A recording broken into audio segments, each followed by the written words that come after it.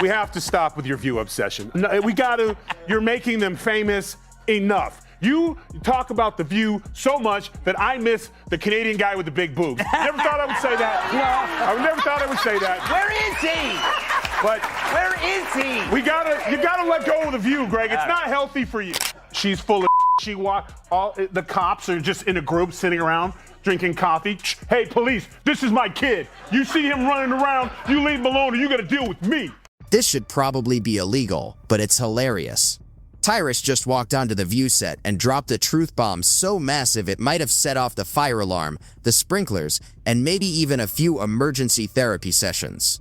In seconds, everything you thought you knew about daytime TV went straight out the window, and the hosts were left scrambling like cats tossed into a bathtub. Stick around, because what happens next is wild, unfiltered, and so painfully messy, it'll make you question reality itself. So, it's not even that. And The View, you don't need to find Trumpers. You need to fire your race baiters. Yeah. You need to fire the two races. You've had people. You had a McCain on there. You've had people on there before, and you ran them off. So the racist ones who want to stick to this, Whoopi and Sonny, and the, was it Bette Midler? What's her name? Yeah, broke-ass Bette Midler. Fire them and bring people in. Maybe you could get McCain. Before we go any further, smash that like button and hit subscribe because you already know you don't want to miss this one. It's funny how a brightly lit table can turn into a pressure cooker. Everyone's smiling, everyone's nodding, and everyone's pretending the coffee is strong enough to get them through yet another round of polite agreement. Build a synagogue. I mean, why do we not know those things? It's something that I've never... I love doing it. I don't need praise for it. I don't... we all like a certain level of praise, but I've never... I just like helping people. I help a lot of people, and I enjoy doing it, and I never talk about it. It's nice that you bring it up. I also think it's not a narrative that the press likes talking about, for me.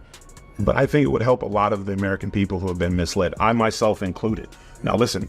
The audience sees laughter, applause, and perfectly timed reactions. What they don't see is the invisible rulebook hanging over that table. The one that says certain thoughts have to stay locked away, like expired leftovers nobody wants to deal with. But it's only in America can a black person sit on a TV show getting paid millions and millions of dollars to have the floor and can say, it can interrupt people because she interrupted her. Yeah.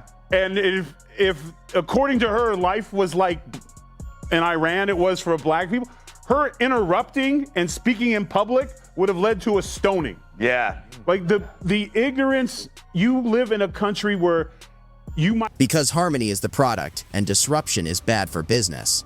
Or at least, that's how it usually works. Then a moment shows up that doesn't ask for permission. A moment that doesn't care about seating charts, commercial breaks, or the unspoken deal to keep everything safe. She was a Republican, but every show and every break, she was nearly in tears because she was being attacked. So the problem is that you have to go after the racist people. And if be the CEO goes, you know what? I'm not going to allow a woman on my show or man that will go after white America and talk about them like dogs. That doesn't represent our ideals or values for anyone. And get rid of those people, and this will clear up real quick. So do you have to actually look in the mirror and clean up your own backyard and get the racist people out? Because that... Suddenly the air changes. Not with yelling, not with drama, just with the heavy, uncomfortable drop of something real, right in the middle of the conversation. Like a bowling ball landing on a glass coffee table. What makes it hilarious isn't just the reaction. It's the dance of confusion that follows.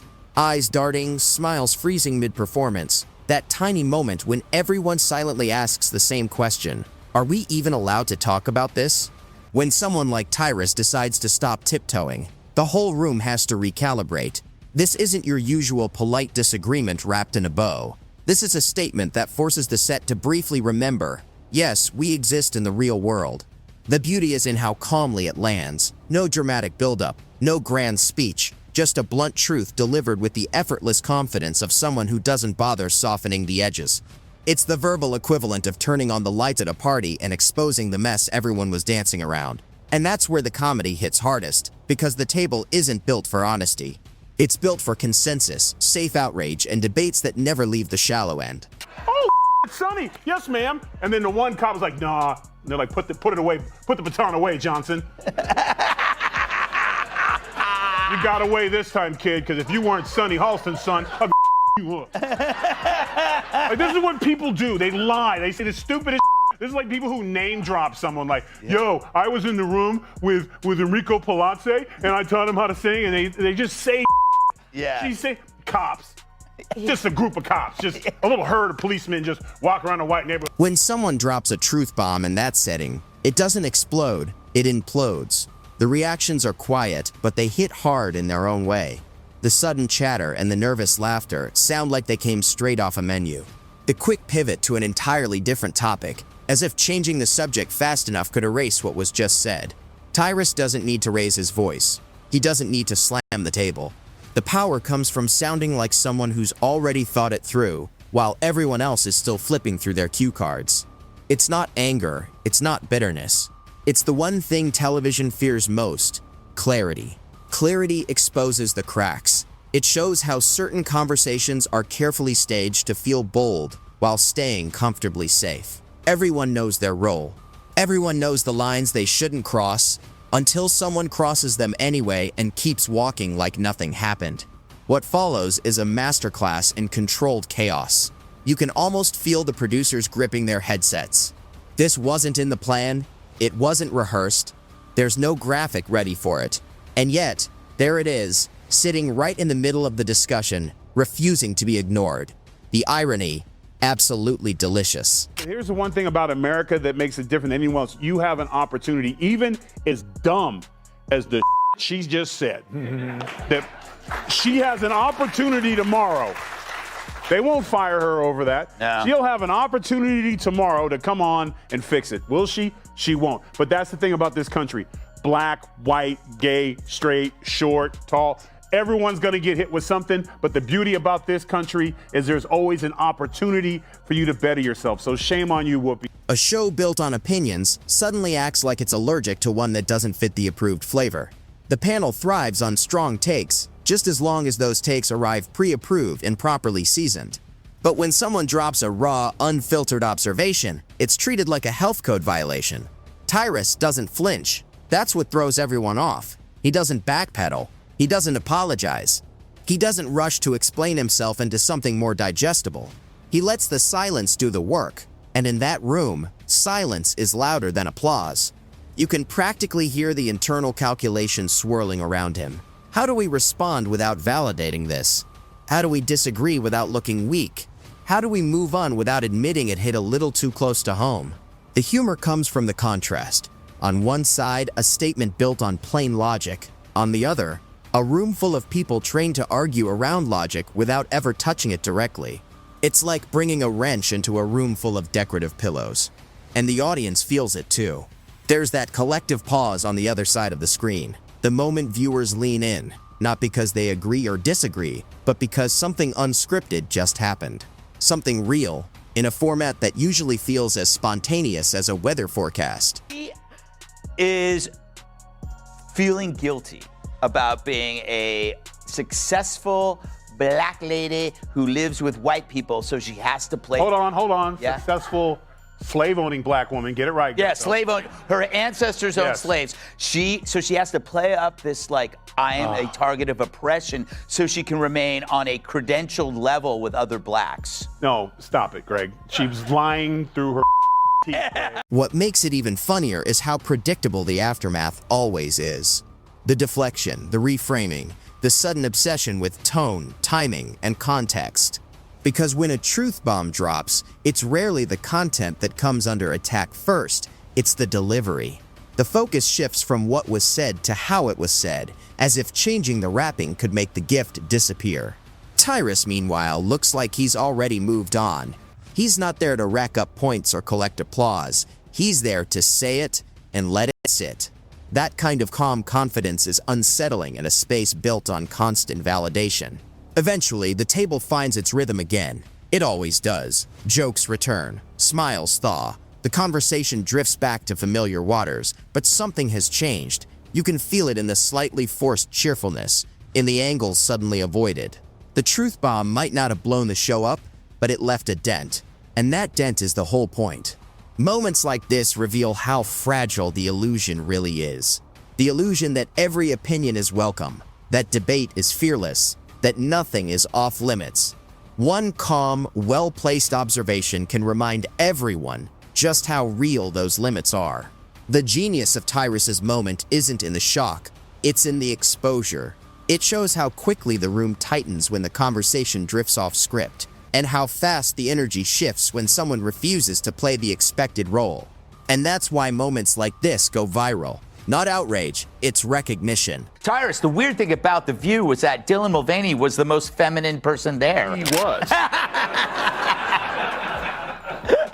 Somebody didn't read the script before they went out on the show. Mm-hmm. Oh, she was so bad that she made The View quiet. Yeah. The camera was panning for someone to say something. Yeah. And I think old Dylan jumped in and was like, yeah. People recognize that tension because they live it every day, in meetings, group chats, and even family dinners. That feeling when you know something obvious, but saying it out loud would make everyone uncomfortable. Watching someone actually say it feels rebellious, even when it's delivered calmly, without fireworks. The irony, the show markets itself as bold, fearless, and unfiltered. Yet the moments people remember most happen when someone forgets to filter at all. That's when the cracks appear. That's when smiles feel a little tighter. That's when laughter sounds just slightly rehearsed. Tyrus doesn't need to dominate the conversation. His presence alone disrupts the usual rhythm. He's not there to echo the room, he's there to challenge it, intentionally or not. And that's what makes his truth bomb so effective. It's not an attack, it's an observation. Observations are dangerous because they don't argue, they just exist, forcing everyone else to respond. As the segment moves on, there's a sense of unfinished business lingering in the air. The kind that doesn't get wrapped up in a single episode, that carries on in comment sections and clip compilations. The kind that reminds viewers why they tuned in the first place. Beneath the polished set and perfectly timed banter, people are craving one thing: authenticity. Tyrus, I'm a little depressed because I was looking forward to a trans James Bond, and it's not going to happen. Well, Greg, there was a long line that you were in, and I'm sorry for you and the thousands of constituents. It is about money, though, right? They're losing money. No, they were forced, they were blackmailed into hiring these DEI. They want moments that feel unscripted, even messy, especially messy. The funniest part, how hard everyone works to pretend nothing happened. The show goes on, smiles return, the rhythm resets. But the audience knows. Once the curtain slips, you can't unsee it. Tyrus steps away quietly. No victory lap, no dramatic exit. Just the calm satisfaction of someone who said what they meant without decorating it. And that's why the truth bomb hits so hard. Not because it's loud, not because it's shocking, but because it's simple. Simplicity is something a room full of carefully constructed narratives can't easily handle. In the end, the table survives. The show goes on. The format stays intact, but the memory lingers. Beneath the polish, the talking points, and the rehearsed outrage, one honest moment can still steal the spotlight. That's the real punchline. Not the reactions, not the awkward pauses, but the fact that in a space built to control the conversation, the most powerful move is simply saying something real and letting the chips fall where they may. And the chips do fall, just not in neat little stacks. They scatter. They roll under the table. You say cops. Just a group of cops, just a little herd of policemen just walk around a white neighborhood looking for people like me. Yeah. What is her name? I mean, come on, Kat. Her neighborhood is like, you know where she lives. Okay, but also, look, I'm not a little black boy, all right? What? But so can't speak for that. But speaking for myself, if I were out and I had a friend drag me up to the cops and be like, just so you know, if you see her out, she's not doing anything illegal. They make everyone suddenly remember that this isn't just a set. It's a conversation pretending to be one. The kind where certain truths are treated like smoke alarms. Everyone agrees they matter, but nobody wants them going off at dinner. What makes the aftermath so entertaining is the collective amnesia that hits almost instantly. Faces reset. The rhythm returns. Opinions get carefully repackaged in softer language, like sharp objects padded for shipping. The goal shifts from resolution to survival. Keep the vibe friendly. keep the audience comfortable, and keep the illusion intact. But the illusion already took a hit. You can't rewind authenticity once it slips out. It just sits there, quietly judging the rest of the segment. Every joke that follows feels a little louder than necessary. Every laugh sounds like it's trying to convince someone, maybe even the person laughing, that everything is fine. This is where Tyrus's presence becomes almost comical in its stillness. He doesn't scramble to clarify.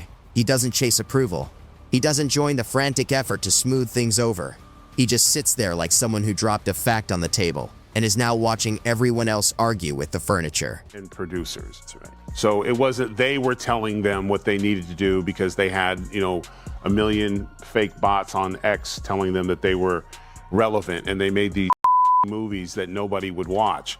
So it's really gonna have to stop hiring people based off of their sexual orientation and how they look in the mirror, opposed to, can you actually direct a movie that makes sense? There's something deeply unsettling about that kind of calm.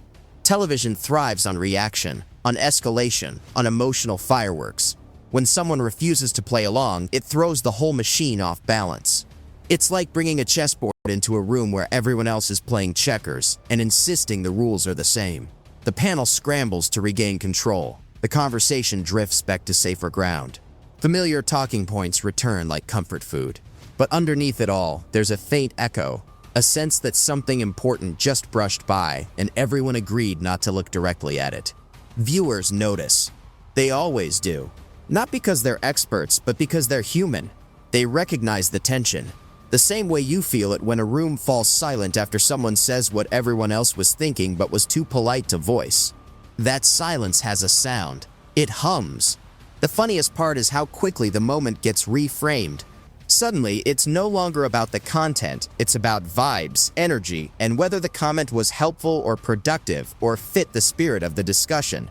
As if truth needs a permission slip. I just would like to pull Dylan out and throw him out, and then, metaphorically, and put Rachel Dolezal in there. Yes! Let's put her in there, and then let's say she does jobs as a black woman better than black women. And it's her right to pursue that. And just because we don't know how her feelings are, Whoopi doesn't give us the right to tell her she's not black. Mm-hmm. Just Yeah. marinate on that for a minute. Moron. It's so true. Why can't we identify as a different race? This is where the irony comes full circle. A show built on opinions suddenly becomes obsessed with the consequences of having one that doesn't fit the mold. The conversation shifts from what's real to what's acceptable, and those two things don't always overlap. Tyrus doesn't chase the conversation as it runs away. He lets it go. That's another quiet flex. There's no need to hammer the point when the reactions have already proven it landed. Sometimes the strongest follow-up is no follow-up at all.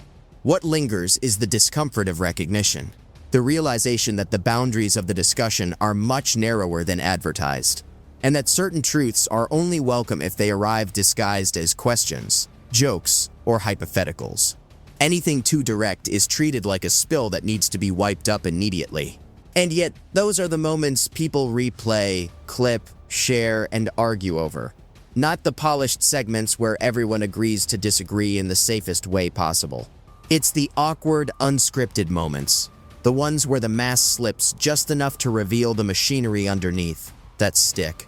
There's a strange honesty in watching a system protect itself. The rapid pivots, the sudden emphasis on unity, and the gentle scold disguised as concern. It's all smooth, practiced, and very telling. In that moment, Tyrus becomes a mirror, whether he intends to or not. Not reflecting outrage, but reflecting structure, showing how the conversation is shaped, guided, and carefully fenced in. This is the greatest country on earth, and this is the only country where you can talk this kind of and get away with it. She has a right to, unfortunately, whether you like it or don't like it, she has a right to say it. But you also, as a voter in her district, one, if you want more snacks, and two, if you want someone who represents the country you're in your neighborhood who represents America that loves America, that's who you vote for. You don't vote for someone like that who clearly, you can say, I'm an African American, okay? But I'm an American. You know what I'm saying? You can say I'm an Irish American. But when you say I'm a Guatemalan first and American second, that's a completely different. And mirrors make people uncomfortable because they don't argue back. They just show what's there. By the time the segment ends, the energy has technically recovered. On paper, everything looks fine. But the audience has already filed the moment away. They'll remember it not because it was loud, but because it was clean. A single observation slicing through layers of performance. That's the real reason it sticks.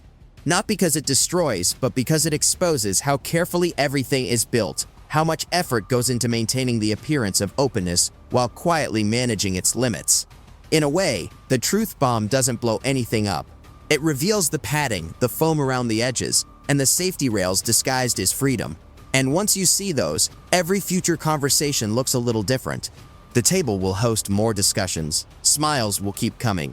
Debates will continue to feel urgent, passionate, and endlessly recycled. But somewhere in the background, that moment lingers as a reminder. Sometimes the most disruptive move isn't to shout, insult, or provoke. It's to calmly say something obvious and refuse to apologize for it. And that's why it lands. That's why it spreads. That's why people keep talking about it long after the show moves on. Because in a world full of noise, a quiet, well-placed truth can still make the loudest impact.